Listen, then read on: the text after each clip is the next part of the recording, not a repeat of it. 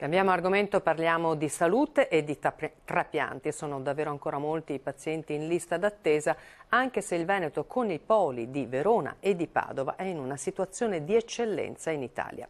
Davide Calimani.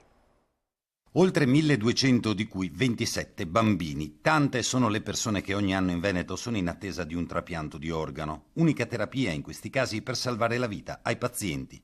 In Veneto, per quanto non si riesca a fronteggiare la richiesta annua di organi, la situazione è meno negativa che altrove, se si considera che gli ospedali di Padova e Verona sono tra i primi 5 ospedali d'Italia nel settore. Il dato positivo è che negli ultimi 2 anni la lista d'attesa si è leggermente ridotta di 100 unità. Questo perché c'è stato un incremento dell'attività di trapianto. Diversi i modi per manifestare la propria volontà di donare i propri organi. Si può esprimere semplicemente registrandola su un foglio di carta che va firmato e datato portandola con sé.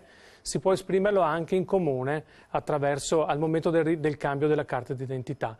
Nessuno è obbligato a farlo, ma questa è un'opzione che viene offerta ai cittadini. Non sempre è necessario donare gli organi per salvare la vita a qualcuno, a volte bastano i tessuti. Il Veneto ha una tradizione molto importante nella donazione dei tessuti, ci sono ben 3 banche dei tessuti nel Veneto, consideri che noi abbiamo una media di 2500 donatori di cornee all'anno. Anche donare i tessuti significa poter cambiare la vita della persona che li riceve.